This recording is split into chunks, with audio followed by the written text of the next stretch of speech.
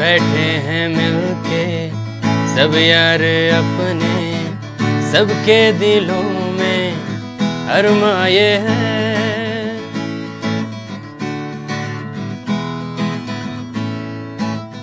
बैठे हैं मिलके सब यार अपने, सबके दिलों में अरमाए हैं।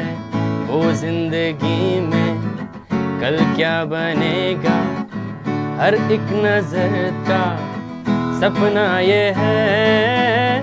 कोई इंजीनियर का काम करेगा, बिजनेस में कोई अपना नाम करेगा, मगर ये तो कोई न जाने ये मेरी मंजिल है कहाँ।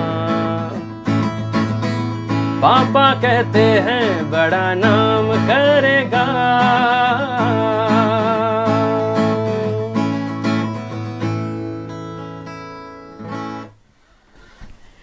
नमस्कार, मैं गायत्री व्यास। आज फादर्स डे है। आप सबको बहुत बहुत शुभकामनाएं। आज सुबह सवेरे से सबने अपने अपने पिताजी को हग किया होगा, बहुत सारी शुभकामनाएं दी होगी और बहुत सारी गिफ्ट्स भी दी होगी। ऐसा माहौल हर एक घर में आज है। हमारे स्टूडियो में भी ऐसा ही कुछ माहौल हमने क्रिएट किया है। कभी अभिमान तो कभी स्वाभिमान है पिता, कभी धरती तो कभी आसमान है पिता। जन्म दिया है माँ ने तो जानेगा जिसे जग, वो पहचान है पिता। माँ अगर पैरों पे चलना सिखाती है तो पैरों पे खड़े होना पिता सिखाते हैं। हम सब जानते हैं पिताजी की भूमिका हमारी ज़िंदगी में इतनी ज़्यादा अहमियत रखती है, मगर उसके बावजूद जब कभी ठोकर लग जाए, जब कभी कुछ भी दर्द दुख कैसे भी हालात हो, माँ पहले याद आती हैं, पिताजी बाद में याद आते हैं। ये बात पिताजी बहुत अच्छे से जानते हुए भी कभी नहीं कहते कि मेरा बच्चा मेरा नाम क्यों नहीं लेता पहले। ये है पिता। हमेशा हर हाल में खुश खुद और हर हाल में अपनों को खुश रखना, ये कोई पिताजी से सीखे। पिताजी की भूमिका के बारे में बहुत कम लिखा गया है। जब से ये फादर्स डे मनाने की जो एक सिलसिला शुरू हुआ, तब से कहीं ना कहीं कुछ जगह पर फादर को याद किया जाता है, पिताजी को याद किया जाता है। और उसी कड़ी में आज हम ऐसे फादर्स को हमने स्टूडियो में बुलाया है। दीपक भाई गौर, बहुत बहुत स्वागत है आपका। रिलायंस में काम करते हैं। उनके बेटे अंकुर गौर, वैसे वडोदरा शहर उनको जानता ही होगा। The tulip touch event management company Ankur ने शुरू की और बहुत बड़ा योगदान पिताजी का रहा। उनकी दो बेटियां भी हैं, एक चन्ना और दूसरी का नाम प्रियंका। चन्ना जो है वो सिंगर और डांसर है ना। पिताजी की भूमिका, उसके बारे में आज हम बात करने वाले हैं। दूसरे हमारे साथ जुड़े हैं पिताजी, वो है संजय करमबेलकर। बहुत बहुत स्वागत है आपका। बतौर इंजीनियर उन्होंने सेवाएं दी जीईबी में, रिटायर हुए हैं, कई समय हो गया।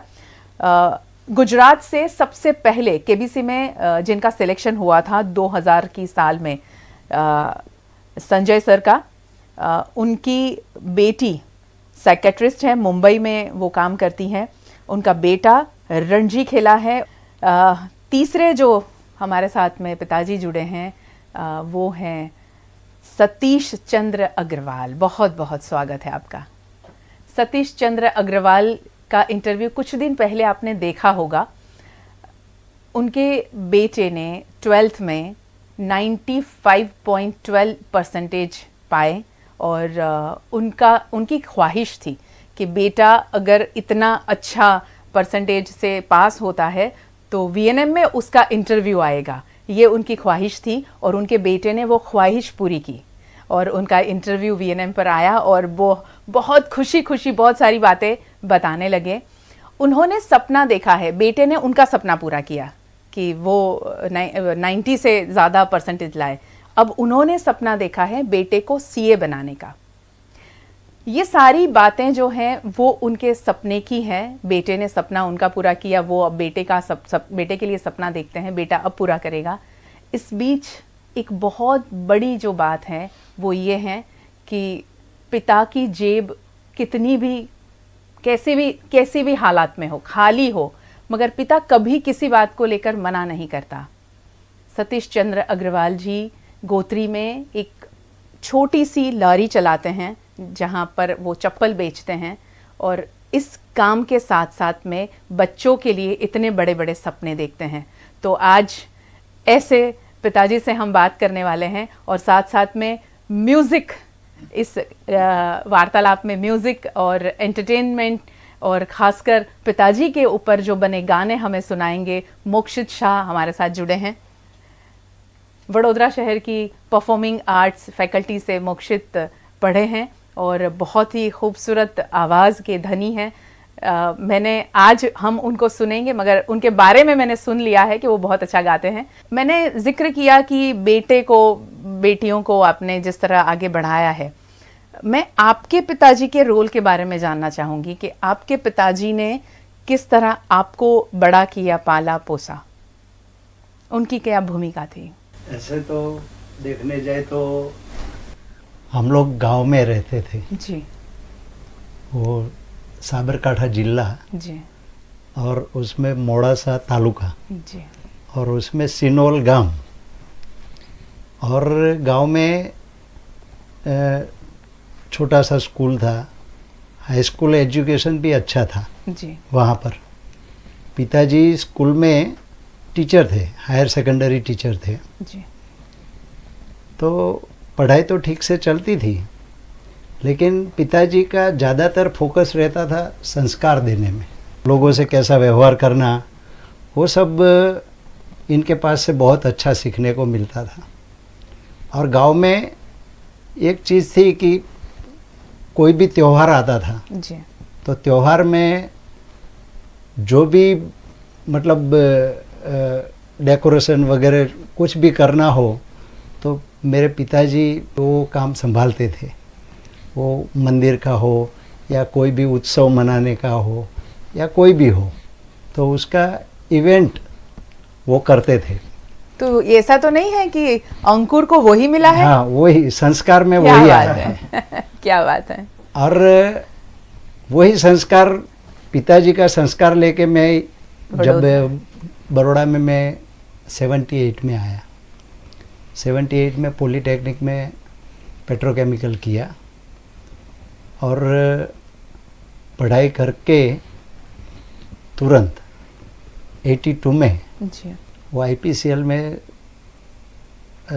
सबको मतलब अपॉइंट कर लिया, पूरे क्लास को। तो 82 से मैं आईपीसीएल में जॉब करता हूँ जी। अब रिलायंस हो गया। अब रिलायंस हो गया।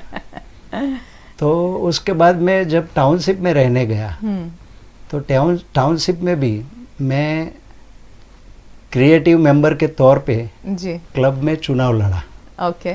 और चुनाव जीता और बहुत सारी प्रवृत्तियां मैंने की। वहाँ भी इवेंट मैनेजमेंट आया था? इवेंट मैनेजमेंट ही, वहाँ पर भी इवेंट मैनेजमेंट चलता था। जी जी जी। तो मेरा ही संस्कार मेरे लड़के में आया। मैंने बहुत कोशिश की उसको डॉक्टर बनाने की, इंजीनियर बनाने की, और एमएचआरएम में भी मैंने बहुत प्रयत्न किया जी। लेकिन वो थोड़ा स्टडी करता था, कुछ न कुछ, मतलब उसको वांचन का बहुत शौक था जी। तो उसने कहीं पढ़ा होगा इवेंट मैनेजमेंट के बारे में। तो उसके दिमाग में वो घुस गया था कि मुझे इवेंट मैनेजमेंट ही करना है जी। तो मैंने उसकी जीत पूरी की और आज मुझे ऐसा लगता है कि उसके कहने पर जो भी मैंने किया आज मैं बहुत खुश हूँ और उसके फील्ड में वो बहुत आगे है। दो बातें बहुत इम्पोर्टेंट में मुझे आपकी बातों में लगी कि एक तो बेटा जो चाहता था, जो अक्सर ऐसा कम नज़र आता है हर जगह पर समाज में, कि आप यही करो, आप इसी फील्ड में जाओ, यही अच्छा है, मगर बच्चों को पूछ के कि बच्चा क्या चाहता है वो करने दिया गौर साहब ने अंकुर को, ये बहुत बड़ी बात है। और दूसरी बात कि संस्कार और प्रवृत्ति घर में जो बच्चा देखता है वही करता है, ये एक बहुत आम बात है, मगर शायद लोग ऐसा सोचते हैं कि बहुत ज़्यादा फ़र्क नहीं पड़ता है, वो जो पढ़ के आएगा, वो जो सीखेगा वही करेगा, मगर ऐसा नहीं होता। घर में जो बचपन से देखा है वही बच्चा सीखता है, चाहे वो भाषा हो, चाहे वो प्रवृत्ति हो, कुछ भी हो, बात वहीं से आती है। इसीलिए संस्कार दिए नहीं जाते हैं, सिर्फ बच्चा देख देख कर ही सारा संस्कार ले लेता है, और यही हुआ है। मोक्षित गाना सुन ले, फिर संजय जी से बात करेंगे। तेरा मुझसे है पहले का नाता कोई, यूं ही नहीं दिल लुभाता कोई। तेरा मुझसे है पहले का नाता कोई, यूं ही नहीं दिल लुभाता कोई। जाने तू या जाने ना, माने तू या मानना, तेरा मुझसे है पहले का नाता कोई, यूं ही नहीं दिल लुभाता कोई। तेरा मुझसे है पहले का नाता कोई, यूं ही नहीं दिल लुभाता कोई। जाने तू या जाने ना, माने तू या मानना, तेरा मुझसे है पहले का नाता कोई, यूं ही नहीं दिल लुभाता कोई। वाह, बहुत खूब, बहुत खूब।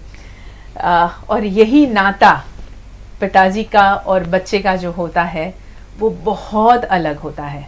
पिताजी हमेशा बच्चे को दुनिया से कैसे पेश आना है, दुनिया में जाकर आप क्या करोगे, दुनिया में किस तरह के लोग होते हैं, ये सारी बातें पिताजी ही बताते हैं।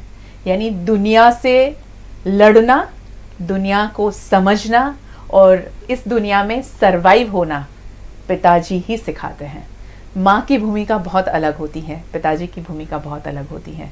और आज ऐसे ही पिताजी ने जो भूमिका निभाई है, ऐसे पिताजी को हमने स्टूडियो में बुलाया। बेटा खेलता है क्रिकेट और बेटी साइकेट्रिस्ट, ये बिल्कुल अलग दिशा। हाँ। तो कभी ऐसा नहीं सोचा कि दोनों बच्चों को एक ही फील्ड में जाना चाहिए, बेटा भी ऐसा ही कुछ बने, वो भी डॉक्टर बने? नहीं, ऐसा तो कभी नहीं सोचा। मैंने शुरू से ही बच्चों को, यानी उनको मैंने बोला कि आप लाइफ में 3D लो, मैं आपको 2P दूंगा। 3Ds मतलब डेडिकेशन, डिसिप्लिन और डिटर्मिनेशन। ये आप जो भी करना चाहो वो करो, और इसके साथ करो। मैं आपको 2P यानी प्रोटेक्टर और प्रोवाइड। क्या प्रोटेक्टर तो जैसे, और जीवन में जो सही बेसिक मूल्य है, जो भी करो पॉजिटिव एटीट्यूड से, और अपनी क्षमता और अपने जो वीक पॉइंट्स है या तो और शक्ति है, उस हिसाब से आप हमेशा जीवन में आगे बढ़ो। पढ़ाई में दोनों भी बच्चे एकदम अव्वल नंबर पे आते थे। जो बड़ी स्मृति जो लड़की है वो बड़ी थी 3 साल इससे, और लड़का जैसे हमारे ब्लड में ही, जब मैं छोटा था तब से मुझे क्रिकेट में बहुत इंटरेस्ट था। योगानुयोग कह सकते हैं, या कि जैसे क्रिकेट में जैसे मैं 10-12 साल का था तो आपके पिताजी लोक सत्ता में एडी व्यास थे तब, तो वो कॉलम लिखा करते थे बाउंड्री बाहर ऐसा, तो मैं उसमें कॉलम वगैरह पढ़ता था। मेरे पिताजी को भी क्रिकेट का शौक था, तो क्रिकेट जैसे हमारे ब्लड में था, तो नेचुरली मेरे लड़के में भी क्रिकेट के गुण जो जब डीएनए में ही मिल गया, डीएनए में मिल गया। तो जब वो छोटा 6-7 साल का था तब से ही क्रिकेट में, यानी वो क्रिकेट के स्कोर भी प्रेडिक्ट करके भी अभी 30 ओवर में इतने हुए हैं तो 50 ओवर में इतने, जब वो अभी पहले स्टैंडर्ड पे था जी। तो उसका लगाव उस वक्त क्रिकेट में, तो वो देख के हमने उसे किरण मोरे क्रिकेट एकेडमी में उसको भेजा। तो जब से वो उसमें धीरे धीरे आगे बढ़ने लगा, बड़ौदा अंडर 14 खेला, बड़ौदा अंडर 15 खेला, ऐसा कर करके वो आज बड़ौदा के रणजी टीम में है। और लड़की इसका भी पढ़ाई में बहुत आगे ही था, पर उसको क्रिकेट की वजह से उतना मौका नहीं मिल रहा था। पर हमने वही सोचा जैसे पहले कि भाई आप जिस फील्ड में जाना चाहते हो उस फील्ड में बस लगन से करो, सफलता आपको चूमेगी। लड़की का पढ़ाई में था, तो लड़की वो पढ़ाई में आगे आगे बढ़ के उसने बड़ौदा में उस वक्त 93 समथिंग परसेंटेज आए, फिर MBBS में एडमिशन मिला। और उसको पहले से ही यानी डॉक्टर जो बेसिक मूल्य उसको दिए थे कि मुझे पैसा कमाना ये नहीं, लेकिन जो पेशेंट है उससे 1 to 1 बातचीत या तो उससे एकात्मता रख सकूं, ऐसा कुछ हो। तो उसने फिर बहुत लोगों ने वो MD तो उसने साइकेट्रिस्ट की जैसी, जिसकी वजह से मैं लोगों से मिल सकूं और उसका समझ सकूं, उनके दिलों को समझ सकूं और उनके जीवन को कुछ सुधार सकूं। तो उसने साइकेट्री फील्ड सिलेक्ट किया और वो अभी MD साइकेट्रिस्ट है बॉम्बे में। वो प्राइवेट अपना खुद का कंसल्टेंसी है, कुछ NGOs में अपनी सेवा देती है और इस प्रकार से जो बच्चों को करना है वो करने देने की जो चाहत है वो आज बहुत सारे परिवार में नज़र आती है। एक समय था जब इसकी अवेयरनेस के लिए बहुत कुछ कहना पड़ता था, करना पड़ता था। आज भी खैर कई ऐसे परिवार हैं जहां ये बातें नज़र नहीं आती हैं। तो आज जो ये इतने सारे पिताजी बैठे हैं और बता रहे हैं कि हमने अपने बच्चों को वही करने दिया जो वो चाहते थे। सतीश चंद्र अग्रवाल से बात करेंगे। नमस्ते। आपने जो बेटे के लिए सपना देखा है कि वो CA बने, आपके पिताजी के साथ में आपका कैसा रिश्ता रहा, क्या सपोर्ट रहा आपके जीवन में, आप कैसे आगे बढ़े आप? हम लोग मूल राजस्थान के रहने वाले हैं और यहाँ पे बड़ौदा में 96 में आए थे। मेरे पिताजी को एक्सपायर हुए लगभग 10-11 साल हो गए और जब हम यहाँ पे आए थे तब थोड़ी हमारी आर्थिक परिस्थिति इतनी अच्छी नहीं थी। और हम एक राजस्थान में जयपुर है, जयपुर के पास सवाई माधोपुर डिस्ट्रिक्ट है, वहाँ पे एक गंगापुर सिटी है तालुका, उसके पास में एक छोटा सा गाँव था, उसमें रहा करते थे। लेकिन हालात थोड़े पारिवारिक अच्छे नहीं थे, तो समय के चलते हुए 96 में बड़ौदा आ गए थे। और मैं जब 96 में बड़ौदा आया था तब मैं 12th क्लास में पढ़ता था। मेरा आगे पढ़ने का एक अरमान था, पर मेरे पिताजी के, हम 5 बहन भाई थे और पिताजी ने सबसे ज़्यादा मुझे पढ़ाया था। हमारे घर में कोई मेरे बराबर नहीं पढ़ा था। तो उस समय मैं सौभाग्यशाली मानता था अपने आप को कि 12th तक पढ़ा और कॉलेज जाने का सपना था। लेकिन थोड़ा नसीब की पारिवारिक स्थिति अच्छी नहीं होने की वजह से बड़ौदा शिफ्ट होना पड़ा और यहाँ पर धंधे में शिफ्ट हो गए और मेरा कॉलेज जाने का सपना रह गया। मेरी इच्छा थी कि मैं भी कॉलेज में जाऊंगा। 12वीं क्लास पास होने के बाद मेरे को उम्मीद जग गई थी कि अब कॉलेज की सीढ़ी है और वो मैं चढ़ूंगा, लेकिन वो मैं नहीं चढ़ पाया। पर तभी से मेरे मन में ये था कि कोई बात नहीं, मैं नहीं पढ़ पाया पर मेरे बच्चे, भगवान करे कि वो कॉलेज तक ज़रूर जाए। और मेरा बड़ा लड़का जब 10th क्लास में आया था तब उसका 57% नंबर आए थे। तब मुझे वो आशा धूमिल होती नज़र आई कि शायद मेरा बेटा भी ये सपना पूरा नहीं कर पाएगा, कॉलेज की सीढ़ी तक मुश्किल है, 12वीं पास होना भी इस हालात में। फिर मैंने मेरे बेटे को समझाया कि बेटा मैं तो नहीं पढ़ पाया परिस्थिति की वजह से, पारिवारिक परिस्थिति भले आज भी इतनी अच्छी नहीं है, फिर भी मैं तन तोड़ के मेहनत करूँगा और तुम चाहे तुम्हें जो भी ज़रूरत हो मैं पूरी कोशिश करूँगा कि पूरी करूँगा, पर तुम इस मुकाम पर ज़रूर पहुँचो। उसको भी लगा और उसमें एक प्लस पॉइंट ये मिला कि मेरे बड़े भाई के 2 बेटे हैं, एक CA बन चुका है जो अभी आज लगभग 1 महीने पहले ही बॉम्बे सर्विस लगा है और दूसरा बेटा CA कर रहा है। हम 3 भाई है। पारिवारिक परिस्थिति अच्छी नहीं होने की वजह से भाई यही काम करते हैं? जी, हम 5 बहन भाई है टोटल, 5 बड़ौदा में ही रहते हैं। एक भाई हरिनगर इस्कॉन मंदिर के सामने भाड़े की दुकान है अगरबत्ती की, वो चलाते हैं।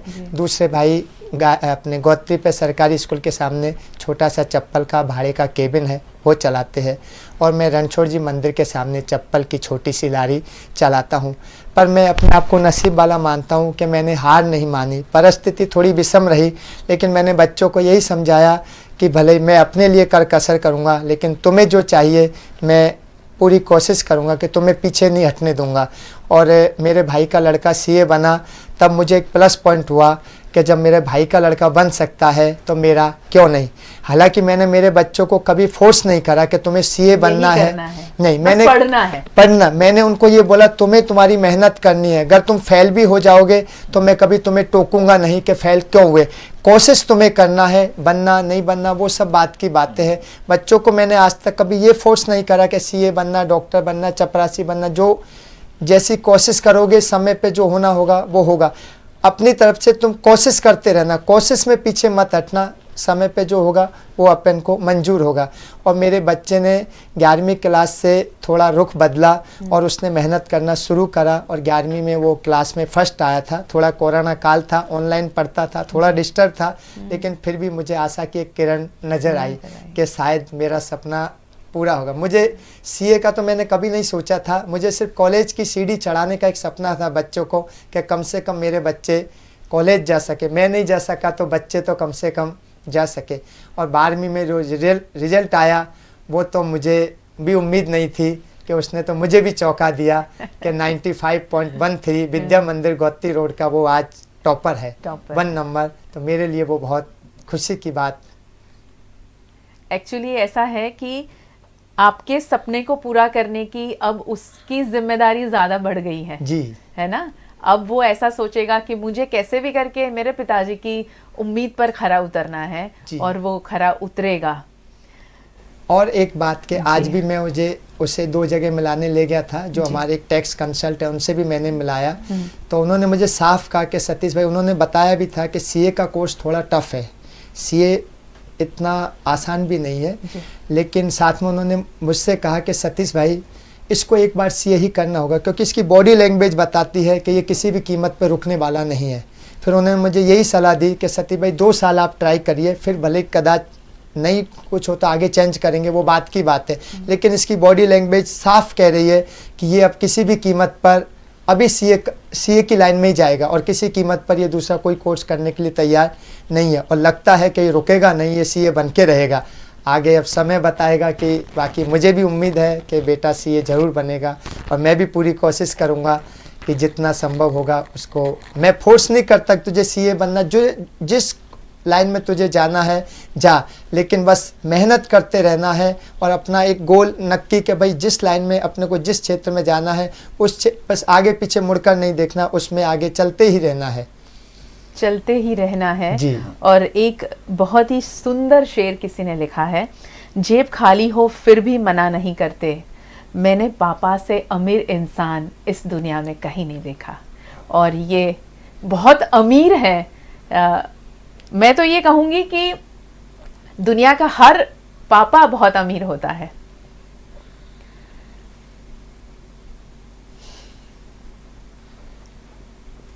हम सब दुआ करेंगे सतीश भाई, आपका बेटा सीए जरूर बनेगा।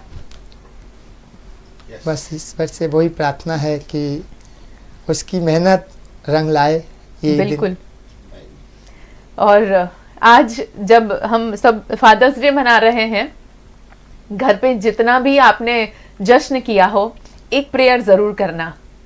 ऐसे जो फादर हैं उनकी जो उम्मीद है, उनके जो सपने हैं, उनका बेटा उनकी बेटी पूरे करें, उसके लिए प्रेयर जरूर करना।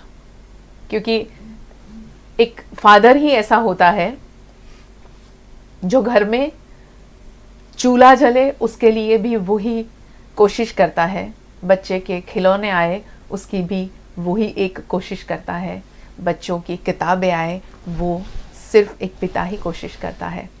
और बच्चा जीवन भर खुश रहे, सुखी रहे, उसकी कामना भी सिर्फ पिताजी करता है। माँ की भूमिका, मैं बार बार यही कह रही हूँ, माँ की भूमिका बहुत अहमियत रखती है हमारी जिंदगी में।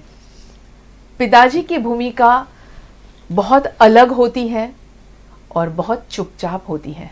वो कभी बोलते नहीं हैं, चुपचाप बहुत कुछ सहते हैं, बिना कहे बहुत कुछ करते हैं। खैर, माहौल बहुत थोड़ा सा गंभीर सा हो गया है। मोक्षित कुछ सुना दीजिए जिसमें थोड़ी सी थोड़ा अलग सा माहौल हो जाए। एक्चुअली अभी मैं भी बहुत हो इमोशनल गया हूँ। जी।